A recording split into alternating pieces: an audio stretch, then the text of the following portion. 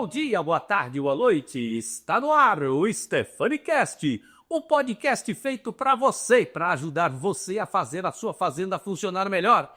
E hoje nós vamos falar com alguém igual a você, com o gerente de fazenda e filho de proprietário, é dono de fazenda também. Está aqui conosco Luiz Miguel, além de gerente de fazenda, é meu amigo, né? É um amigo que eu tenho do meu coração, faz 4 anos que a gente se conhece. 5 anos. 5 anos, exatamente. Ele é da fazenda, Fazenda Guarani, a primeira fazenda, minha cobaia, né? E de lá que a gente começou todo o nosso trabalho e ele veio justamente para falar das dificuldades, porque eu botei você numa enrascada na época, né? Você se tornou o gerente da fazenda e aí você teve que desenvolver um bocado de coisas. E é sobre isso que nós vamos falar aqui hoje. Então, Miguel, muito obrigado por dispor de 1 hora da sua vida. Tá rolando poleta de algodão lá? Com certeza. E você está aqui conosco. Colhendo, beneficiando, carregando. Aí, ó, tá vendo? E você conseguiu estar aqui, então isso é um bom sinal. Miguel, obrigado mesmo. Se apresente, fale de onde é que você veio, enfim, conte sua história e seja bem-vindo. Então, bom dia. Meu nome é Luiz Miguel Rendes. É um prazer estar aqui no podcast do Laura. Sou um ouvinte do podcast, escuto todos e gosto muito, mano. Eu gosto legal do pessoal que vem aqui, pessoal técnico, né? Meu nome é Luiz Miguel Rendes, igual eu falei. Sou natural do Paraná, de Guarapuava. De uma família de produtores, que é no Rio Grande do Sul, foi para o Paraná. E hoje a gente está aqui na Bahia, desde a década de 90. Sou então a terceira geração já, né? Meu avô é agricultor, meu pai e eu. Não, o teu book era lá do Paraná. Isso é agricultor pequeno, né? Pequenininho lá, como diz, colono, né? Não sei se eu colo nele. Mas hoje a gente tá aqui, né? A gente já tá praticamente há 30 anos na Bahia. Planta soja, algodão, feijão. Agora vai começar a plantar cacau também. Cacau. Então a gente vai Começar com irrigação também. começar a irrigação também. Então são várias coisas que a gente faz, né? Muito bem. Quando vamos lá, tu chegou, tu começou na fazenda direto? Não, né? Tem uma história por trás aí. Eu tenho 10 anos de agro, assim, que eu trabalho com agro já. Eu sou formado em agronomia. Em 2016, eu comecei a trabalhar numa sementeira.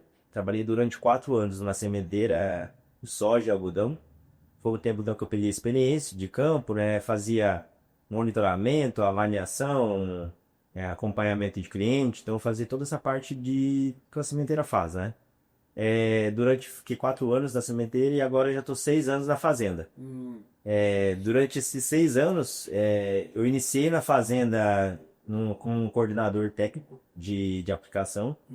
Cuidava da aplicação e cuidava da parte de técnica, né, dos monitores de praga, do pessoal do time técnico da fazenda. Tá. Agora, me diz uma coisa, mas é difícil, como eu ando nesse Brasilzão aí, é difícil um filho de produtor e trabalhar para outro logo, né, que se formou. Logo que se forma, vai trabalhar na fazenda.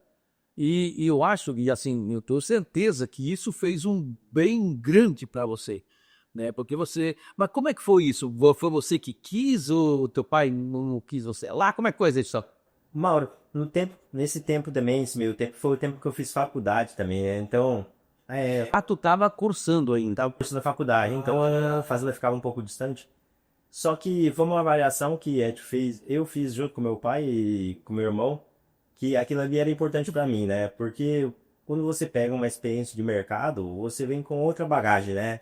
Você não tem só o olhar do produtor para o vendedor ou para quem tá te atendendo ali. Você tem esse olhar dos dois lados, né? Sim. E eu acho que isso é importante, porque além da experiência que você vai carregar, vendo outras fazendas, outros modelos de fazenda, né? Outros plantios, outra bolida. Você a experiência da Tu andava em outras fazendas também lá, né? Você fazia o que lá na sementeira? Eu fazia a parte técnica, né? Então eu fazia avaliação a campo, desenvolvimento de variedades. Então tu ia nas outras fazendas. Com certeza. E não era só ir, né? Era ir conhecer realmente a lavoura, avaliar a lavoura das outras fazendas, né? Então eu conheci basicamente todo o oeste da Bahia, sul do Piauí, uma parte do Goiás, ali até Cristalina, Tocantins, ali até Portacional, que essa região é isso tudo. É importante falar que a sua fazenda fica no município de São Desidério, né? Aqui no oeste da Bahia. Até para a pessoa que está assistindo aqui em cima, onde é que fica essa fazenda? Tá, Bexiga? Então, em São Desidério fica a 140 quilômetros aqui de Luiz Eduardo, né? Mais ou menos? Isso. Pronto. Então, para a pessoa se localizar.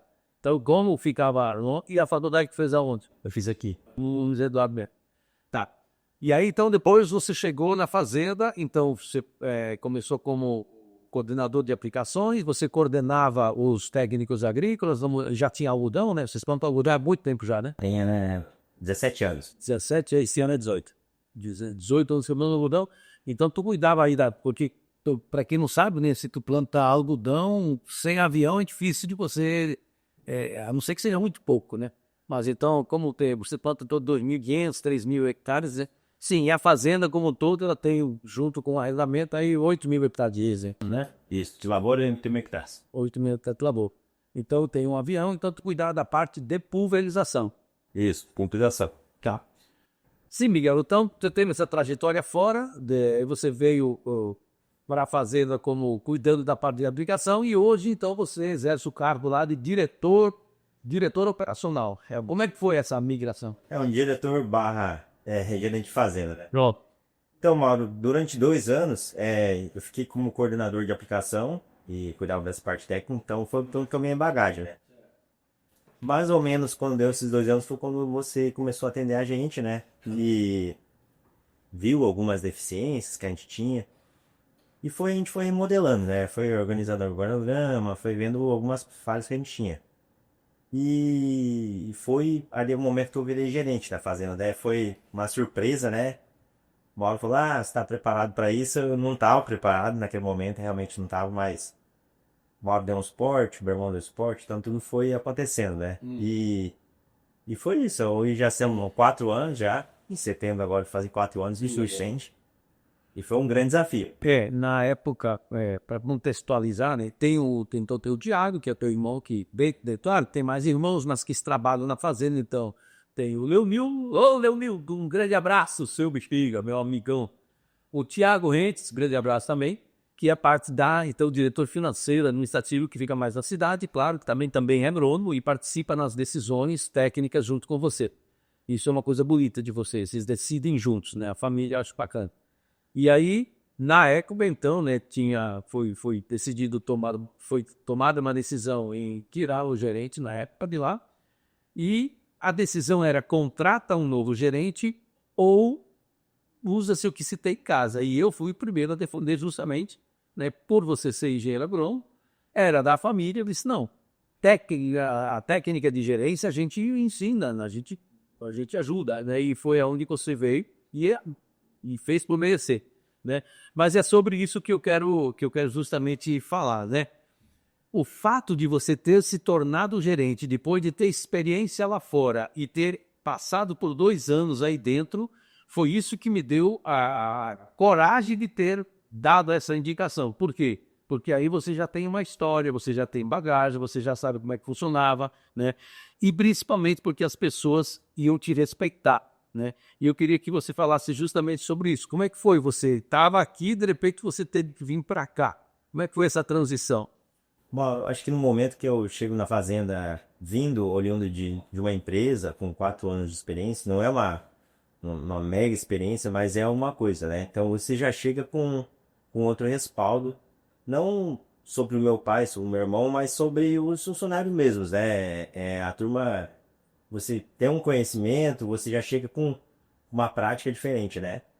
Então, isso aconteceu do processo da coordenação para a gerência também. Como tinha os outros coordenadores de campo, coordenador administrativo nem existia até então, né? Mas o pessoal que estava ali já me conhecia de antes, né? Do tempo, porque eu nem era funcionário ainda. Depois voltou já visitava a Fajaca. Visitava, e então o pessoal já me conhecia, né? Então, assim, eu acho que essa posição é muito difícil de você chegar. A imposição ela é ruim, né? Quando você impõe, ele vai ser gerente e não ter aceitação do time, né? Exato. Então isso aí é muito mais conquistado, né? Então, claro que eu ser agrônomo também ajudou muito, né? Porque tem decisões agronômicas do gerente também. Apesar que o gerente ele é muito mais um líder do que um conhecimento técnico, né? Sim. Mas dentro da fazenda é importante, às vezes, o agrônomo, o gerente ser agrônomo porque tem muita decisão técnica, né? Com certeza. Então isso me respaldou. A parte técnica, eu ser agrônomo, e a parte de Isso é o filho do dono da real. com certeza, porque como eu disse, aí já tem uma moralzinha a mais, né? Não, aonde eu quero chegar é justamente isso, Miguel, porque tem muito, muito dono de fazenda que muitas vezes quer colocar o filho dele lá, se formou e quer colocar lá já no cargo de gerente, mas o cara não tem conhecimento, ele não vai. Como eu falo, o respeito ele não é dado, tipo assim, ah, pronto, ele é meu filho, agora você tem que respeitar quando ele é meu filho, ele é teu gerente. Cara, essa questão de liderança, a gente precisa conquistar o respeito, né? A autoridade se conquista, o poder se dá. Não se, imagina o teu pai chegasse lá e dissesse, São Miguel, eu pensava, pessoal, agora o Miguel aqui é o gerente e eu quero que todo mundo respeite. Não vai acontecer. Mas assim, Mauro, eu acho que liderança, você lidera por vários aspectos, né? O principal, na minha visão, é liderar pelo exemplo, né? Você, no começo, na fazenda, quando eu entrei hoje, já quase não faço mais isso, né? Mas chegava um caminhão de veneno, eu ajudava a descarregar. Chegava um caminhão de cimento, eu ajudava a descarregar. Como ele virava muito pelo exemplo. Isso, olha isso. Se eu precisar operar um trator, plantar, colher, pulverização, só no piloto do avião, né? Mas o restante eu faço, né? E sei fazer, faço, então a gente tem que liderar muito pelo exemplo. Se a gente quer cobrar vontade, agilidade, a gente tem que mostrar isso para o funcionário. Então, isso você vai mostrando com exemplo, né? E isso vem de toda a equipe, né? O pessoal vê você fazendo, o cara não vai ficar parado, né? E vê, isso o dono, o filho do dono tá fazendo, que é coordenador, então, e que até o gerente hoje eu faço, se tiver tempo, faço também, não tem problema quanto a isso. Rapaz, Miguel, você falou um negócio que para mim é fundamental. Eu sempre falo isso e repito, né, que a liderança é feita pelo exemplo. Não adianta você querer mandar, né? Cara, ajude, oriente, né? Porque aí sim tu conquista o respeito. E tem muita gente por aí que é o contrário, né? O cara chega lá, mas é isso que eu falo. Você, o produtor rural que tem filhos, oriente isso para eles. Você que é bexiga, filho de fazendeiro também, que quer ser gerente, que é gerente, tome cuidado com isso, moço. O líder, ele lidera pelo exemplo. Vai lá e bota o pé do carro junto lá para que o cara veja, caramba, esse cara aqui tem meu respeito. Conquista esse respeito. Depois tu consegue vir para cá. Porque aí sim as pessoas vão te respeitar e vão fazer aquilo que você quer que seja feito. E assim, de verdade, você conquistou. Teve um momento, há 2 anos atrás, eu acho, né, que eu até botei nas redes sociais suas, meu parabéns a você, só que você tinha conquistado aquilo, né? E hoje, olha o exemplo aí, hoje você está aqui, você não tá colhendo algodão, cara, quanta gente não, porque tá na colheita, não posso. Hoje a gente está com 110 funcionários, mais ou menos, 115. Então, todos coordenados por equipe, né? Tem equipe da udoeira, tem equipe da colheita, tem equipe da oficina. Aí a parte administrativa ali, carregamento, embarque, nota, né? E isso tudo, eu respondo por isso, né? Que é todo subordinado do seu. Então, mas a equipe é muito bem engajada hoje já, todos têm a sua função, né? Definido. Depois nós vamos falar justamente sobre a importância disso daí, né? Então é importante a gente ressaltar aqui que não é porque você é filho de dono, né, que você tem o respeito, muito pelo contrário. Primeiro, a parte técnica, tu conhece do que você está falando lá, e realmente de algodão hoje vocês são exemplos no oeste da Bahia. O ano passado, se não me engano, vocês foram o segundo, né? 2 anos atrás, segundo que mais produziu. E mais produziu, né, em produtividade, passando lá das 400 arrobas, né, de algodão por hectare. Então vocês já são, e outra, para você, né? Vocês têm, claro, a postorial, mas o conhecimento que você e o teu irmão hoje têm, então até as pessoas vão lá para saber o que é que vocês fazem. Então, essa técnica, esse conhecimento técnico, e outra, vocês buscam constantemente a evolução desse conhecimento. É outra coisa importante que quem está na gestão precisa ter.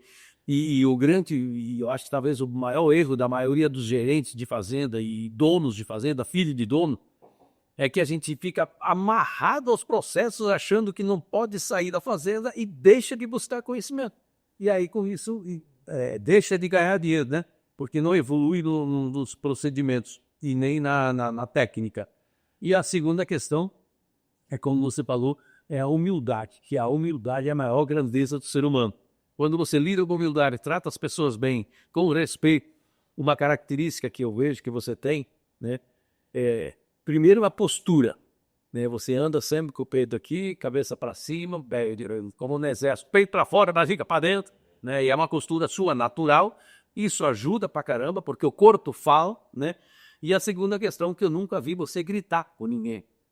Eu acho que você nem sabe gritar. Rapaz, acho que não. É difícil. Essa comunicação, assim, o respeito é uma coisa que eu prego muito, Mauro. Eu acho que se você quer respeito, né, você tem que pregar o respeito, né? Então, e até o comportamento também, né? O comportamento agressivo. A gente nunca teve uma briga da fazenda.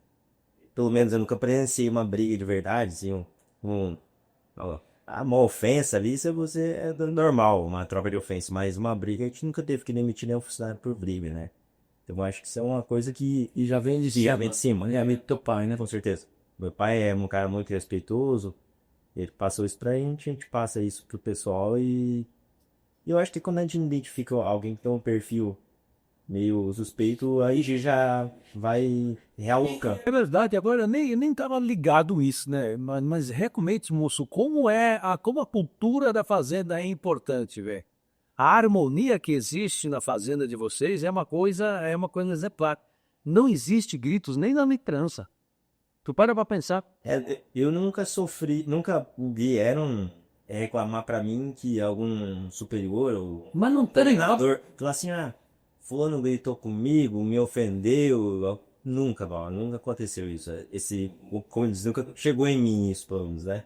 Pois é, não. Aí eu até vou mandar um abraço. É o Timinho, o Edivan, o Renato e o Thiago e o Fly, né? São os 5 que estão na frente, abaixo de você, né? Isso. Os coordenadores que a gente ajudou a colocar lá e orientando. Até hoje a gente orienta. Eles todos são muito educados. Pois. Eles tratam os funcionários com respeito. Pelo menos é o que a gente vê no dia a dia. Então, é por isso que eu falo, quando tem harmonia aqui em cima, aqui embaixo, ela se espalha, vira uma cultura. E a cultura de uma fazenda é o que vai dar sustentabilidade a uma gestão. Cara, não adianta achar que aqui em cima a gente fica brigando, xingando, o pai brigando com o filho, o irmão brigando com o irmão, e que aqui embaixo está tudo bem. Não tá.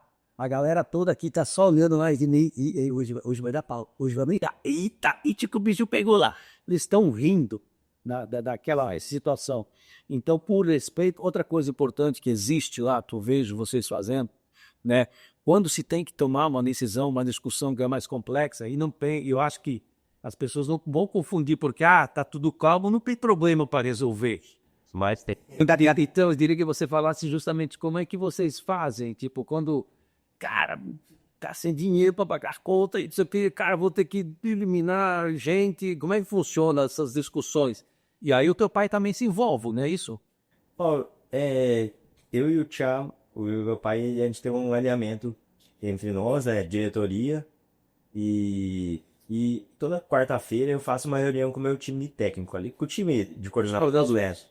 Então, ali a gente debate todos os assuntos. Essa reunião é feita toda quarta-feira, eles dão os debates, comportamento, alguma coisa que aconteceu, alguma falha de um processo que está tendo, aí eu passo algum direcionamento da diretoria sobre algum ajuste que a gente tem que fazer no corpo técnico do time, assim, se tem que tirar alguém, aderir alguém, se tem algum serviço que tem que ser priorizado ou não, né?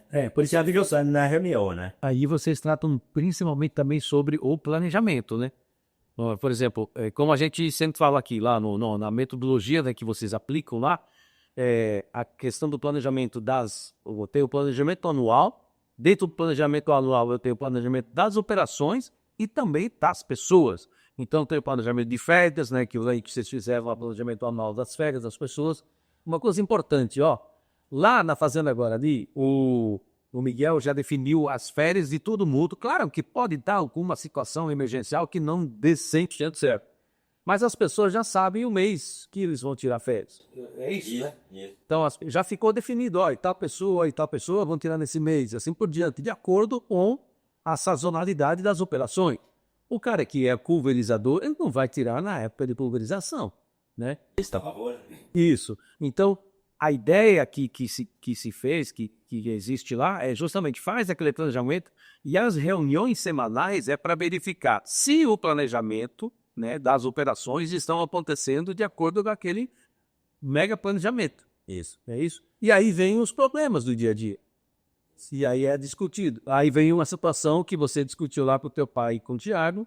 Opa, agora eu preciso intervir aqui. Gente, ó, vai ter uma mudança de planos aí.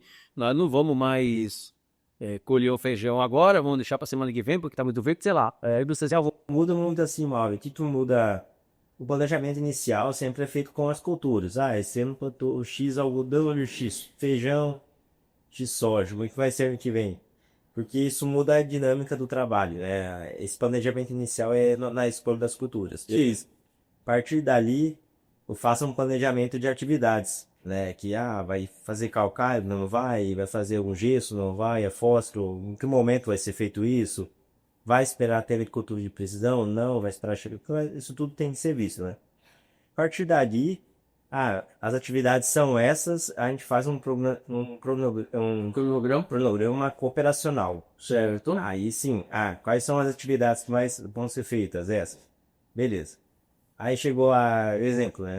Plantio. A plantio vai ser feito nessa época. O que precisa para o plantio? Plantadeira. Qual trator que vai em cada plantadeira? É esse? Já fórmulas conjuntas. Beleza. Inclusive como funcionar. Isso. Mas o funcionário eles pode mudar, né? Mas Sim, mas tem que ter um número de funcionários. a gente trabalha com turnos, então já você pode treinar de noite ou de dia. Então, por isso eu estou dizendo que tem que ter aí, isso é importante, que muitas vezes as pessoas não fazem isso. Ó, numa outra fazenda que eu atendo, a gente mudou a estratégia justamente para fazer turnos, né? Só que aí quando foi lá, cara, o cara falou, mas nós não temos gente para operar de noite. Aí a gente pensou, cara, então vamos ter que preparar isso lá no início, tá? Lá no início da safra. Deu tempo da gente ir buscar, deu tempo da gente ir buscar operadores, e claro que a gente botou esses mais novos durante o dia e os mais experientes durante a noite, que também tem isso, né? Tem o seu agente, tá? Você tem que mesclar a turma, né? Porque à noite, querendo ou não, são menos pessoas cuidando, então é um trabalho que fica menos supervisionado. Tem que ter 20 operadores mais experientes à noite, né?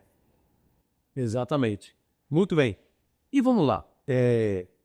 Você, claro que você, o Thiago e o Leomildo, né? Hoje a gente pode dizer o seguinte: Leomildo já passou o bastão para vocês, né? Operacionalmente falando, tecnicamente falando, mas tem algumas coisas que ele também ainda impõe, né? E é uma situação que eu quero entrar nesse assunto porque eu vou dizer, talvez em algumas fazendas esse seja o maior dos problemas, né? O entendimento entre o pai e os sucessores. Por que eu digo isso? Porque muitas vezes existem os filhos que querem fazer mudanças e existe o pai que acha que aquilo sempre funcionou assim e não quer mudar.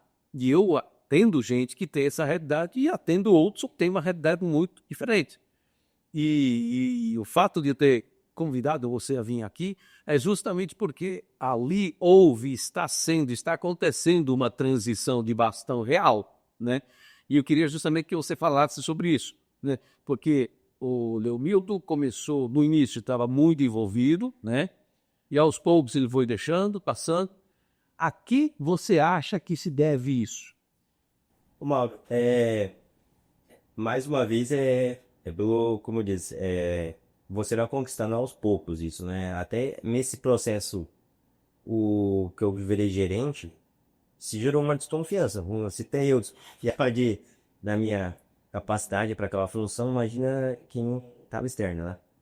Então, assim, com o tempo, o meu pai, ele foi soltando as coisas, não foi de vezes que aconteceu, né? Vai que existe algumas coisas que ele tem muita experiência, né? Eu acho que você tem que levar muito a questão da experiência com a inovação. Então essa falta de experiência que a gente tem tá nele, né?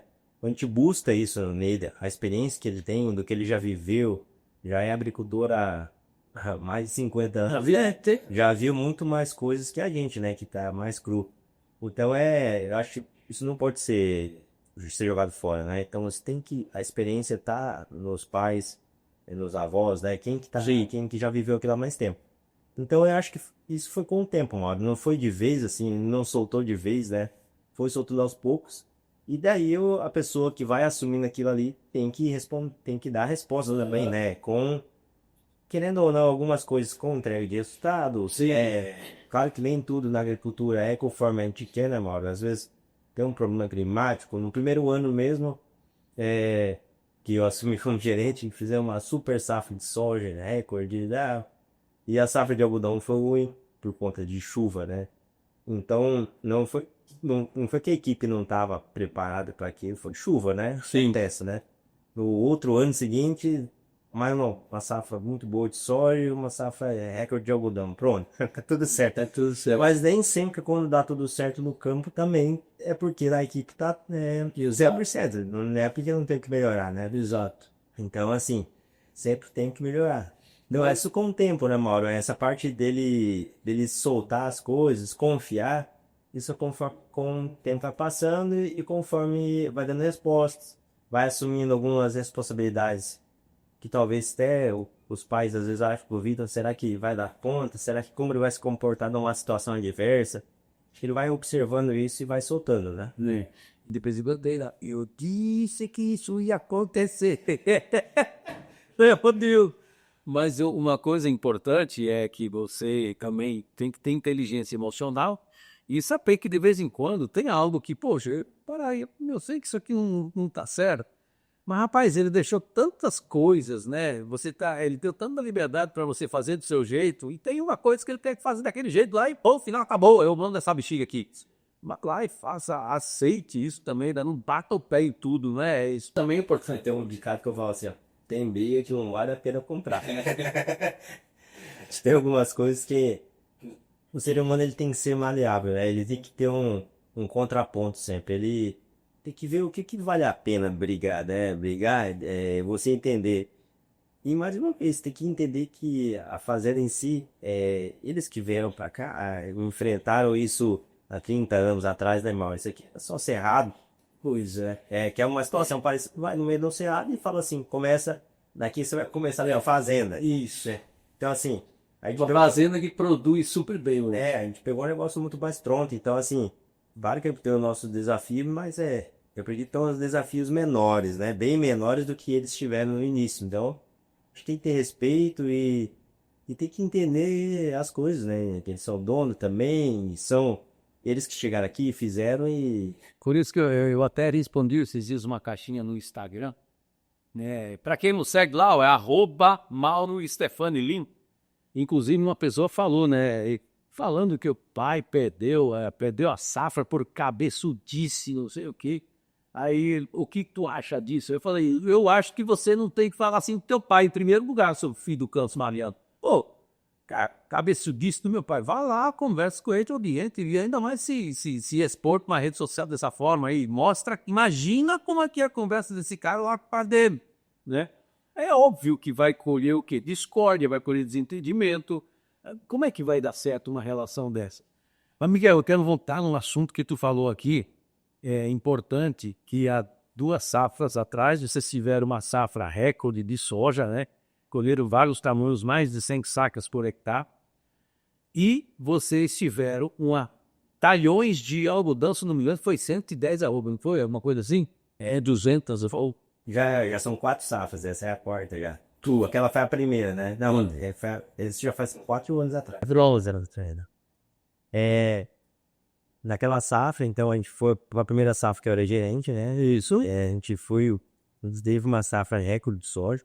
Choveu muito, assim, bem até fevereiro, né? Metrô ali. E aí tinha um algodão plantado um pouco mais tarde, que choveu muito. E ali foi o primeiro baque nosso, né?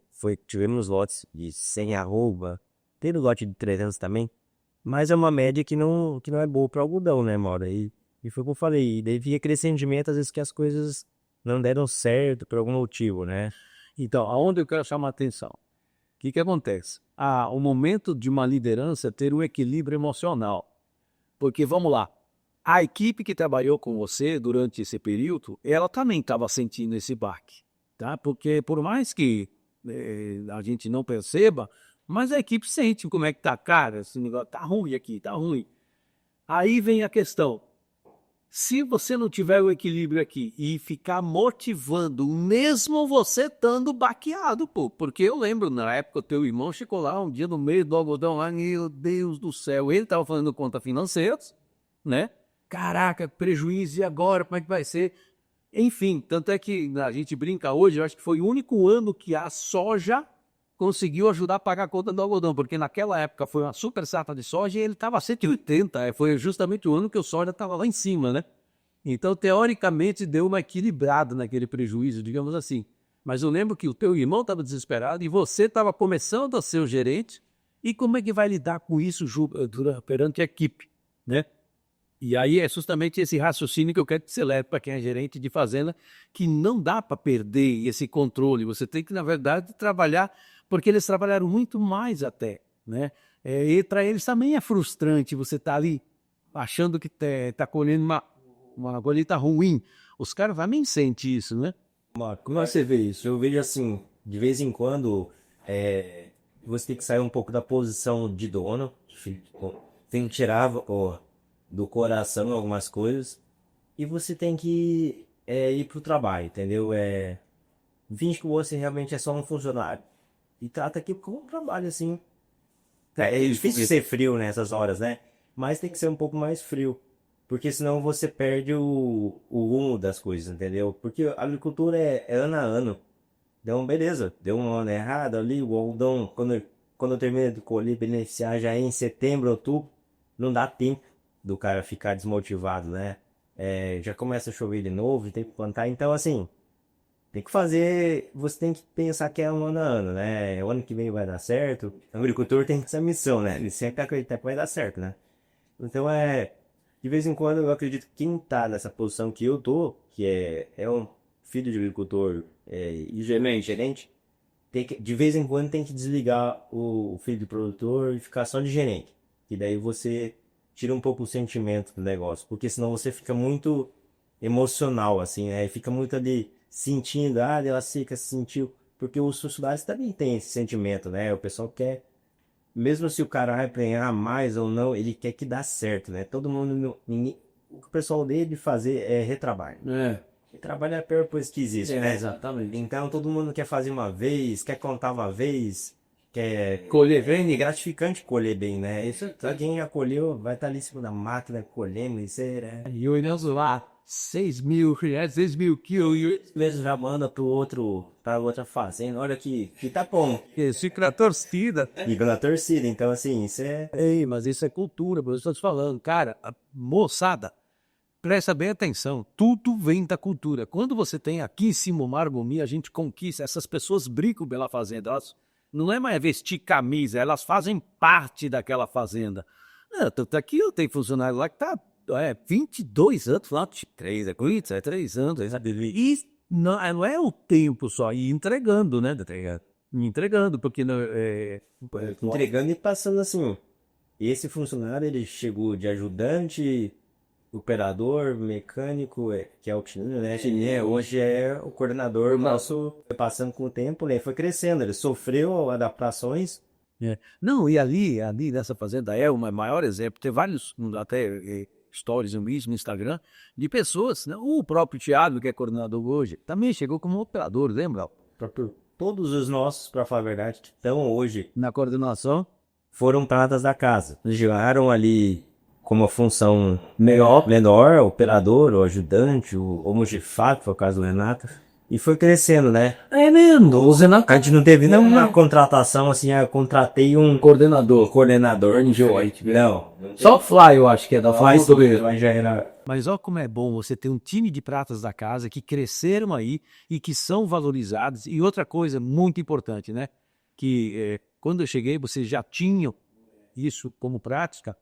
É um plano de cargo, níveis de salários, né? Então as pessoas tinham como crescer dentro da fazenda em níveis de salários, né?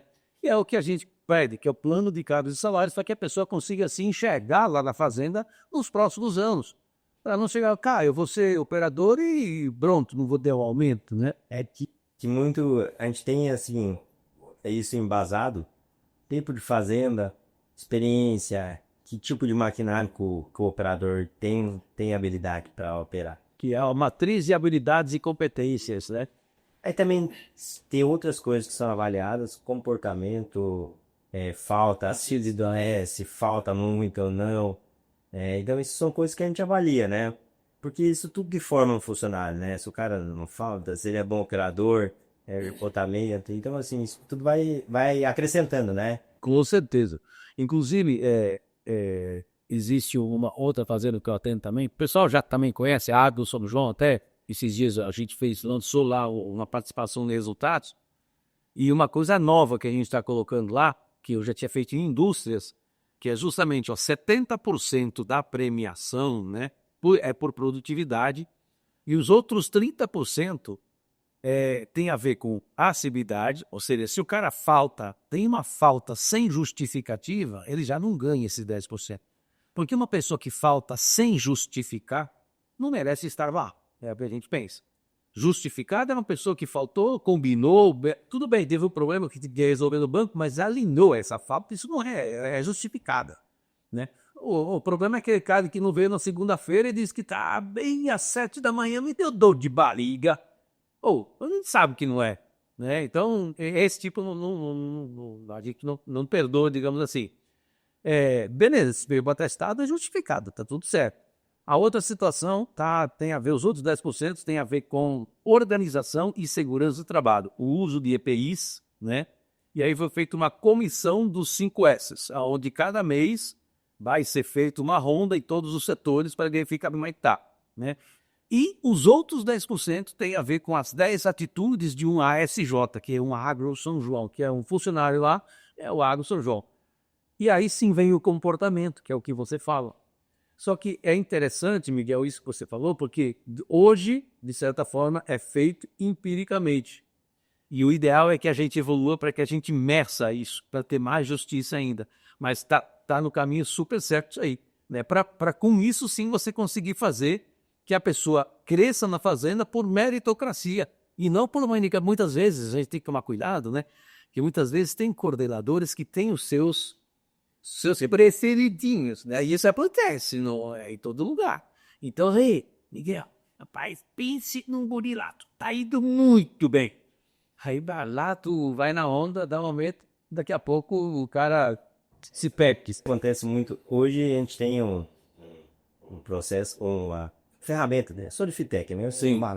Eu sou de Fitec. Solifitec, né? Que ele mede, Mauro. Cada operador que vai fazer a operação, ele tem que colocar o operador que ele vai estar lá, o código da operação, implementa, ok. Lá mede velocidade, RPM, índice de apontamento. Às vezes o operador para por algum motivo, para ele apontar. E efetivo tá alto, é isso. Banheiro, alguma coisa que ele vai fazer, né? E isso gera um índice. O indicador. Então, por ali, como designer, a gente já consegue medir muita coisa já. Porque ali são os indicadores. Então, por ali a gente vê muito operador bom, que é como mesmo. Às vezes o cara desempenha bem ali. Às vezes você vê um operador que não é o cara que mais corre, né? O cara mais ágil. Sim. Mas é um cara muito constante. Exato. E a constância é que... E lá tem esse cara lá que é muito constante, né? Exatamente. Tem os dois lá, né? Pronto. Tem ele e o aprendiz dele, né? Então são pessoas assim que a gente vê, a ferramenta entregou que eles são pessoas muito boas, operacionalmente muito boas. Trabalham na velocidade certa, da RPM, não oscila. E então foi uma ferramenta que ajudou muito a gente nesse processo, né? Com certeza. Mas eu lembro que logo que a gente chegou para trabalhar lá com vocês, fazer essa parceria, que estava em negociação, né? Aí como eu vim da indústria, e a gente trabalha com indicadores, uma indústria muito importante. Aí eu disse, rapaz, isso aqui vai trazer esse tipo de indicador, eu não conhecia. Ele disse, moço, eu não sei quanto é que custa, mas assim, se for possível, é ótimo, né? E aí foi quando vocês adquiriram, e eu lembro que a gente comparou uma vez na colheita de soja, né, das duas colheitadeiras, os dois, na época tinha as duas, né? Um foi muito mais eficiente do que o outro operador. E foi justamente a constâncias, para você ver a importância de termos indicadores, né? Por que que a gente fala isso? Porque a maioria das vezes as pessoas vão no achômetro. E uma outra coisa importante, Miguel, que o BAP insisto nas fazendas, né? É a gente saber a capacidade produtiva de cada máquina, né?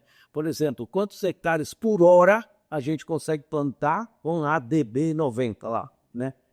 Baseado nisso é que a gente vai fazer um cálculo de, quantos dias de plantio eu vou ter, claro, levando em consideração os dias efetivos que eu possa plantar realmente, né? Porque o que acontece muitas vezes, e eu vejo isso direto, o cara fica brabo, mas pô, não me deu, mas o que que aconteceu? O cara não fez essa conta e acha que pode fazer. Então os indicadores vêm para justamente nos dar números em vez de achômetros, né? Que é eficiência de motor e eficiência operacional, né? Então você tem que avaliar, né? Exato. Muitas vezes você tem uma máquina que ela poderia estar plantando planta X por hora, a largura tal, você faz uma conta.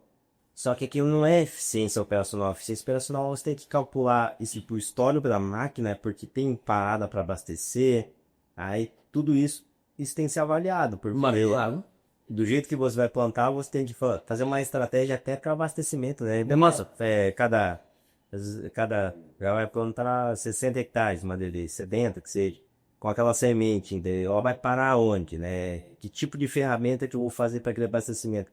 Porque quando você vai ver, 20, 30% do tempo é só abastecendo. Ou combustível, ou semente, ou daqui a pouco um biológico ali no suco plantio, né? Rapaz, exatamente. É para isso que existem as ferramentas do Lean, é para isso que a gente vê pro agro, né? É por isso que é Stephanie Lean, né? E por isso que a gente criou a metodologia PPP, Pessoas, Processos e Planejamento. E dentro de processos existe uma ferramenta chamada TRF, Troca Rápida de Ferramenta, e eu lembro que a gente aplicou lá justamente para que a gente reduza os tempos de troca. E tu lembra de um detalhe, uma vez que a gente fez lá o que a gente desenhou, porque tu me perguntou na mala, tem que desenhar? Tu lembra disso, Esse? E eu disse, sim, tem que desenhar. E a gente chamou, numa época de colheita, nós chamamos lá na sala de treinamento todos os operadores, os caminhões e o pessoal da bazuca. E a gente orientou tudo de como é que o caminhão tem que vir por aqui, desse talhão, tem que descer por aqui. E mesmo assim, um atolou. Tu lembra disso? Sim.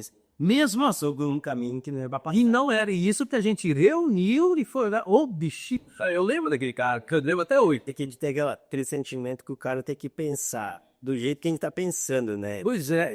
Mas é onde eu quero chamar. Então, o óbvio não é óbvio. O óbvio tem que ser dito. E ele tem que ser, não só dito, tem que ser desenhado. Então, não é vergonha, você que está me assistindo aqui, de você pegar a sua equipe e ir lá para a sua sala de treinamento, no quadro, e desenha lá quando você vai fazer a colheita, os talhões, e como é que tem que ser o fluxo dos caminhões, como é que tem que ser o fluxo da bazuca, como é que vai colher até metade do talhão, ou como é que vai ser. Tudo isso deve ser feito. Isso é bom, isso ajuda a esclarecer para todo mundo, porque tem pessoas que têm memória visual, outras é memória auditiva. Cada pessoa entende uma coisa de uma forma diferente, né? Então, para isso que a gente fala, não tenha vergonha de ter que desenhar. E foi o que a gente fez naquele dia. E deu certo. Isso. E eu só quero complementar aqui uma coisa, Miguel. Falando em troca rápida de ferramenta, né? Eu lembro que a gente fez uma vez a conta de quantos pés de soja, quantas sementes de soja eu deixaria de plantar por minuto de uma DB, né, que a gente tinha lá, que eu fique parado por uma troca de sementes, por exemplo. Isso. E aí a gente falou o seguinte, gente, nós precisamos fazer com que a troca de sementes seja o momento do abastecimento também. Na revisão aí, se tem uma coisinha de estragar. É uma parada, é tipo pit stop lá da Fórmula 1, que veio de lá essas ferramentas, né? Então você imagina quantas ferramentas que a gente ensina, que a gente mostra que dá para aplicar, que a gente aplicava na indústria e que hoje se aplica no agronegócio e consegue fazer os processos melhorarem, né? E isso é importante que você até ressalte o quantas coisas vocês fazem lá hoje que melhoram. Isso na aplicação é a mesma coisa. É mais constante, né? A aplicação é mais só durante 5 meses mais ou menos que roda. Então o avião, do jeito que o avião já vem, né? Eu falo assim, você tem que realmente pensar, tá na Fórmula 1, a cauda já tem que estar pronta. tem que estar bem, tem que estar preparada a cauda aí, ó. Porque o batedor nosso, o avião cabe 1.500 litros, o batedor é 1.500 litros. A cauda tá pronta, só para mandar. Então isso não pode durar mais de 2 minutos aí. Porque tá pronto. Realmente se não tiver pronto, não é situação, né? Então os produtos que vão para a pista tem que estar separado por ordem de adicionamento da cauda. Se o dosador não dê essa dúvida, aquela pré-mistura ali já tem que ter sido feita antes para ver se aquilo não vai ter compatibilidade. Tá, mas começa por você colocar no Uai, tu faz essa mistura assim para ver se isso vai dar certo ou não. Às vezes eu já fiz umas vezes, mas o coordenador da pista já faz essa pré-mistura. Eu faço a recomendação, ele falou, ó, testa esses produtos, porque às vezes você faz um ano, uma hora dá certo, muda os inertes, no outro ano já vão dar. Isso. Aí ele faz lá, beleza, deu certo. Então, beleza. Coloca lá em ordem. No quadro. No quadro. Isso que eu tô chamando. E depois já coloca em ordem conforme vai descarregando do que vem. Já pode para mandar. Mas é isso que eu disse, isso é método, cara. Isso é procedimento operacional padrão. Gente, eu já cheguei em lugares onde tem um pedaço de papelão com a recomendação aqui, os caras fazendo aleatório. E depois reclama que o cara fez errado. Não, o cara não fez errado. Você, gestor, você que é o gerente, que está errado em não aprimorar esse processo. Cara, você tem conhecimento para isso. É só criar um fluxo do processo da forma correta. Por isso tem que se mapear os processos, entender como é que funciona e depois fazer. É o que o Miguel está falando aqui. Moço do céu, vem na ordem do carregamento lado do depósito até a ordem do descarregamento, ele tem que ser pensado para que na hora que você for fazer a cauda, ela fique pronta o mais rápido possível. Beleza, ficou pronta. Cara, o avião começou a aterrissar, o cara que vai abastecer o avião, ele já tem que estar com a mangueira na mão.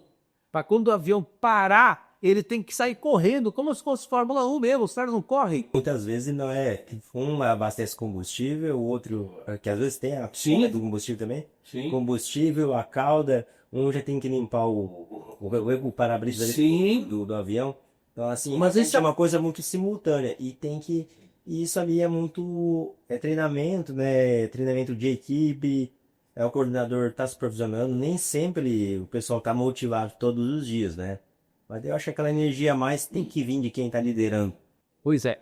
Ô Miguel, tu falou uma coisa importante, né? Que você fala o seguinte, eu sou gerente de fazenda. Cara, gerente de fazenda, ele tem 2 papéis. E tu tem 3, que tu é filho de dono. Sim. Mas vou falar sobre um gerente de fazenda aqui. O gerente de fazenda tem 2 papéis. O primeiro, ele é gerente de processos.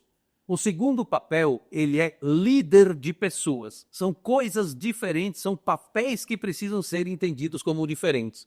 Não adianta você achar que você vai gerenciar a vida dos seus funcionários. Você precisa liderá-los para influenciá-los a fazer aquilo que deve ser feito, né? Portanto, se você na sua reunião das quartas-feiras, tu continua fazendo os minutos, senão eu vou virar reti. Toda quarta-feira tem a reunião semanal de alinhamento com os seus coordenadores. Cara, esse momento, inclusive, é o momento que você, como líder, precisa motivar sua equipe e ensiná-los a motivar a equipe deles. Porque, volto a dizer, os seus coordenadores também têm 2 papéis. Eles têm de gerenciar os processos e liderar os funcionários deles.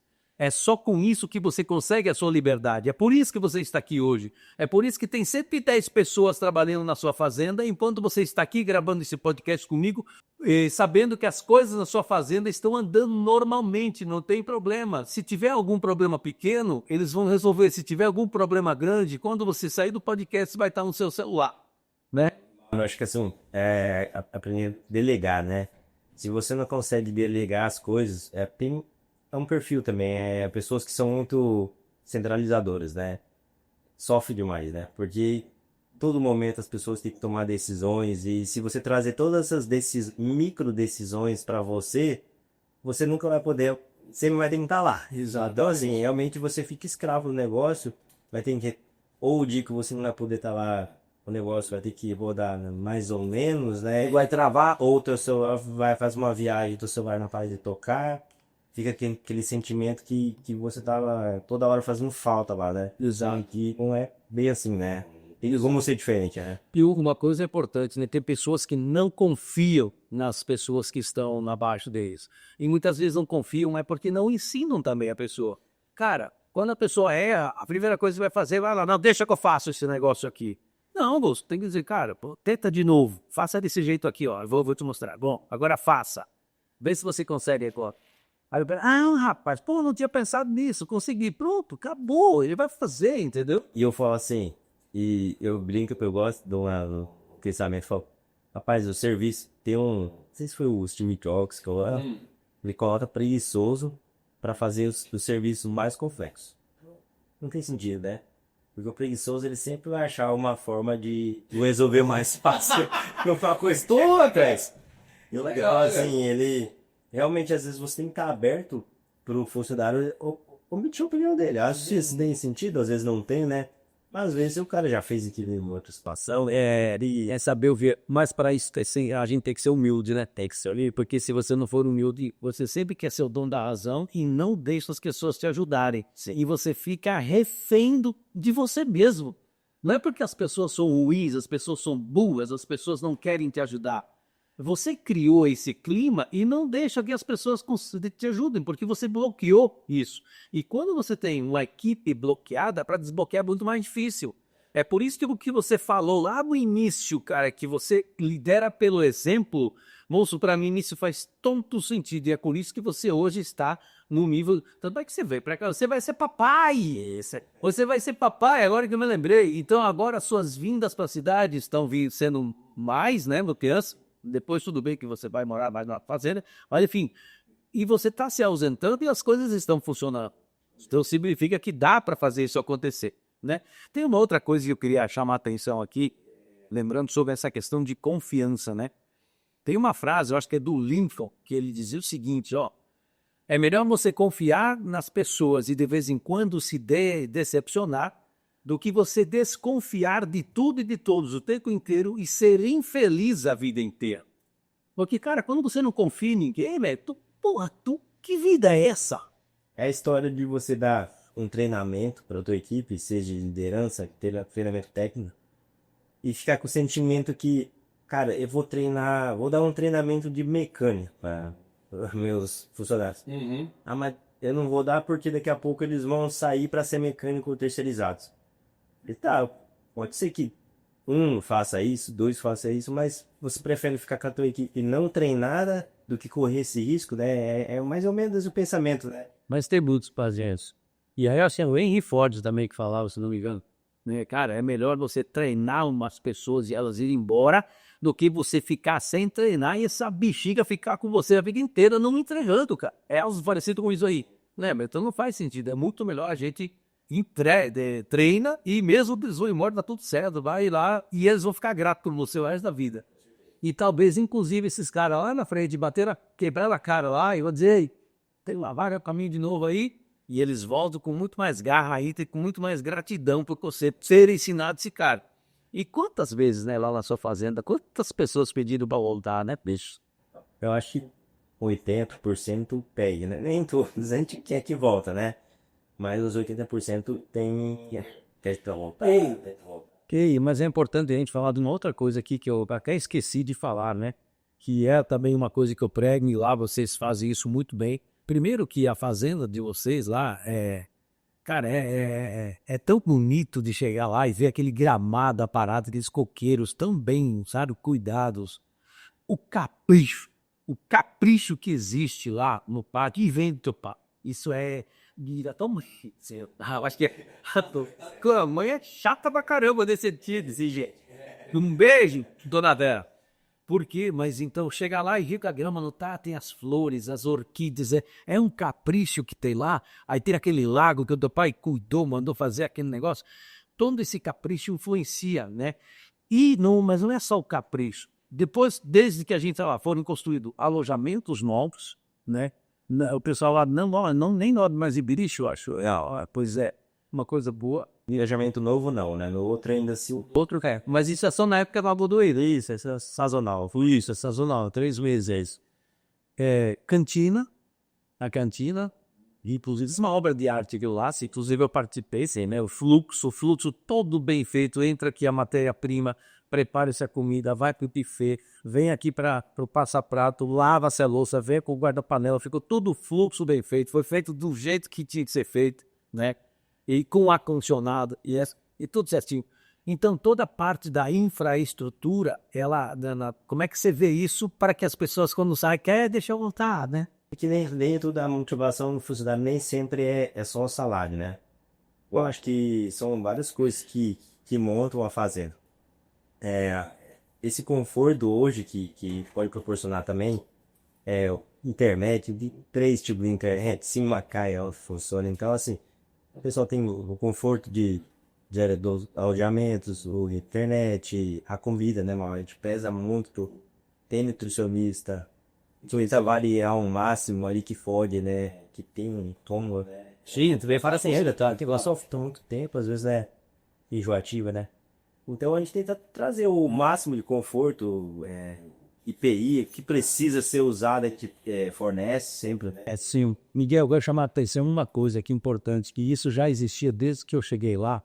Cara, vocês têm o custo de alimentação por pessoa. Por que eu estou chamando a atenção disso, né? Porque muitas fazendas, né? Porque vai ficar muito caro, o cara não tem esse custo de orçamento e ele vai dizer que fica muito caro. Qual é a média? Que parâmetro tu tem para dizer que fica muito caro, né? Cara, eu acho que foi até você um dos caras que mais fala, cara, dentro de uma fazenda do padrão teu, se vocês aí, a comida é o namarato. É mais barato. Hoje, se você faz uma conta, Mauro, você gasta pro funcionário, que o que ele gasta no dia, o que ele consome no dia, com o café, dá pra uma marmitex da cidade. Pois é, porque assim, ótimo, os custos lá são diluídos, assim, eu falo só o custo de alimentação em si. Mas isso aí dá uns 30 conto, Apesar de 5. E você perde, beleza, o cara tá guiando uma máquina de 3 milhões, 4 milhões, a apertadeira, ele já tá definindo algumas coisas pra você e você vai economizar na comida, assim, é uma coisa que não é uma prática negócio, né? Não, e nem deve ciência, como eu falo, gente, ó, pega o que representa isso em cima de um faturamento. Do mesmo jeito a mão de obra, que eu falo o seguinte, ó, eu atendi da área da Mocelai, marcenarias, confecções e tudo mais. E a mão de obra nessas confecções, uma representa entre 18% a 25%, né? Porque é manual, tem que ir lá, estuдар e tudo mais. Em relação ao faturamento, né? Quando a gente vê para uma fazenda do porte de vocês, cara, eu conheço uma que chegou a 5%, mas porque estava com outro, um mundo de obra, com investimentos que estava mudando junto ali. Mas 3%, que seja 4%, cair de 3 a 5%. Isso 3 a 5%, cara. Então, muitas vezes o pessoal está reclamando, né? Porque não vou botar um operador. E a falta de um operador vai acabar fazendo com que você deixe de ter uma operação no momento certo e vai te dar um prejuízo maior. Por isso que é importante a gente sair da caixinha do operacional e vir para o estratégico. Que quando eu venho para o estratégico, eu começo a pensar, fazer conta, entender como é que funciona, ver aonde eu posso botar mais dinheiro, onde é que realmente eu tenho que economizar. E não simplesmente olhar que nesse dia tinha um bife acebolado que a cozinheira caprichou e botou uma florzinha da casca de tomate. E eu vou dizer, mas rapaz, mas agora só me falta, isso aqui é um restaurante? Mas que coisa! E reclamar porque a pessoa está caprichando para fazer uma coisa que não custou nada. E tem isso, Miguel, acredite que tem isso. Tanto que lá, Mauro, você convive lá com a gente também, né? A gente almoça junto de os funcionários, né? Come a mesma comida. Fala a verdade, até come depois, né? Sim. Então, assim, mas é a mesma comida, né? A gente não faz uma comida separada. Mas não pode, cara, mas não pode. Eu acho que o maior erro que tem é justamente esse, ó. Eu vou comer de um jeito e os meus funcionários vão comer de outro. E começa a mostrar quem você é aqui. Então, como é que quer que as pessoas te tratam igual? Um outro grande erro, Miguel, para a gente ver é o seguinte, ó, que graças a Deus você não tem isso. Por isso que você tem parceiros lá dentro de ciência. Cara, aqueles meninos que estão lá, os teus subordinados, eles lutam por você. E eu quero justamente falar isso agora para você, te elogiar e dar os parabéns. Porque eu converso com isso quando eu vou nas visitas lá, né? Que hoje, uma vez por mês, eu visito sua fazenda. E às vezes nem você está lá e eu vou, e a minha visita está lá e eu converso com os teus liderados. Cara, e eles lutam, eles brigam por você, eles fazem o máximo que eles podem para agradar você e fazer aquilo que você pediu para fazer, porque você realmente conquistou o respeito, porque você trata eles de igual para igual, como parceiros e não como subordinados.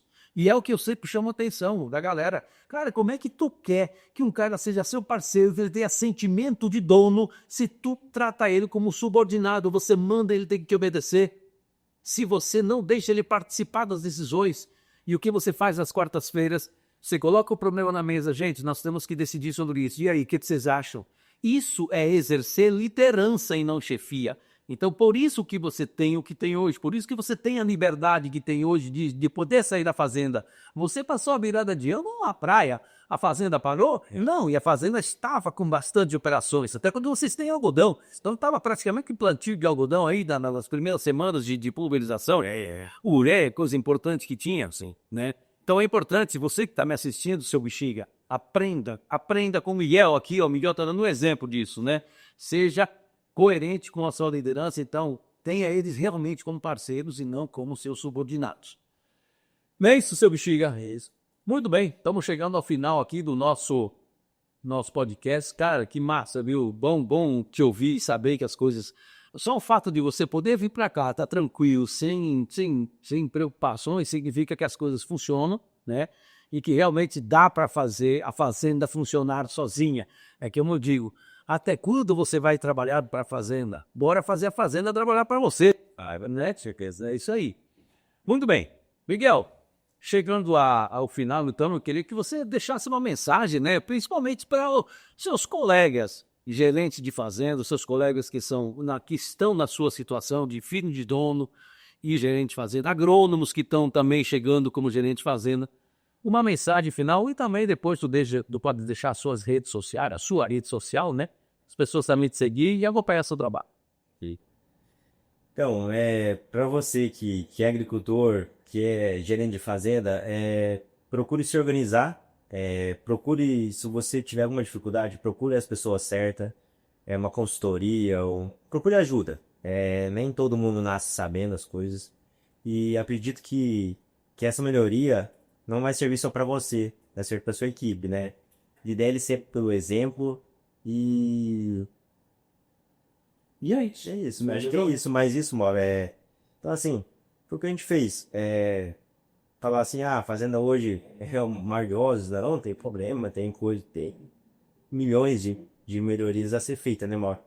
Mas assim, acredito que foi muito através do que a gente fez. A gente procurou consultorias, procurou pessoas que ajudassem a gente, né, Mauro? Então, não foi só consultoria de gestão, de processos, consultoria agronômica. Sim. Até hoje, que vai plantar um cacau, procura alguém que entenda de cacau, vai plantar um feijão, procura sempre uma ajuda. Eu acho que tem que ser humilde o suficiente para procurar ajuda. Mas claro. E assim, não pode ser o dono da verdade sempre, né? Ser humilde para escutar quem está externo, né? Porque às vezes quem está externo ele tem uma outra visão sobre o negócio.